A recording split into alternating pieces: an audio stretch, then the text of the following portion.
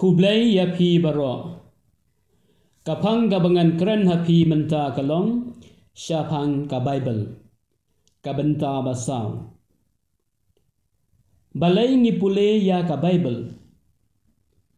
Ngipule ya ka Bible namar kalong ka bapla. Namar haka ngin syam ya ublay. Ubaya kendu ya ki khun jong u da gajing e bakarpang bad u ya keren khana bat ki.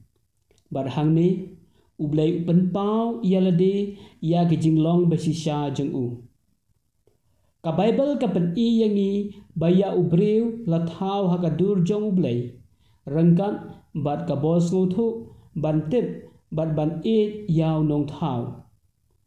Hot ukun benreu ulangop hakapom Henry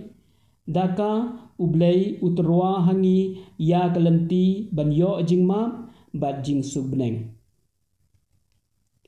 Haga jing tho bakut kabalang ka yo jing tengen bad jing klan namar ka Bible ka day ka ktin ublay ka ba a jing im. Kumta ka Bible ka day ka jing a bakodor tam jong ublay yangi ukun benreu bat ngimla ban siu ya ka dor jongka naka ngiyo ya ka jing shai bat ka kedau ya ka lenti ya jong u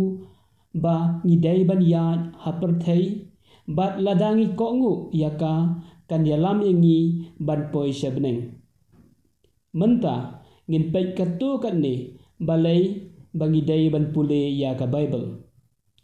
banengkong ka Bible ka dai ka ktin ublay la tho ya ka hapo ka jing pesat umen sem bakun bat ka hikayangi kumno balong ki kristan bajanai ladangi pule ya ka kan kentu yangi ban kela bamun ban kiana kapom ban basdang no ban imbha baar ka Bible ka a jing klain jing tngen hakapo jing jenjar bat jing pang jing sitom balai ka a jing kermen ha kapor du jing kermen basau ka a jing tip bat jing shaphang kumno ban hikai ban sneng ban kraw ban pensan perang ba ha ka hok ban pentbit yaw brew jong ublay ban le ki kamba ba basan ngidai ban pule ya ka Bible namar ka long ka ba im kadai ka bor ka jing yada kadai ka atyar kumno ban bishar kadai ka white lam ban yale persya ban job yaw sultan ban riu kaktin ublay ka penken mau ya ka jing te jutang ublay ban ki patemen bat ka ne ka her pateng hadu menta menni banyo ujurum ba khoi ukun tujur yangi ki kristan ban pule ya ka Bible man ka sngi khnang ban tem bat suthu khambha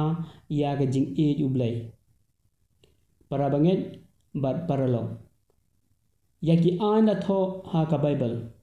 ladangi kwa ban suk ban kemen ha ga jing emmet ban mensim ngidei ban pule bat ban im naka hangne ngi suthu ba ka Bible kalong ka badon kambha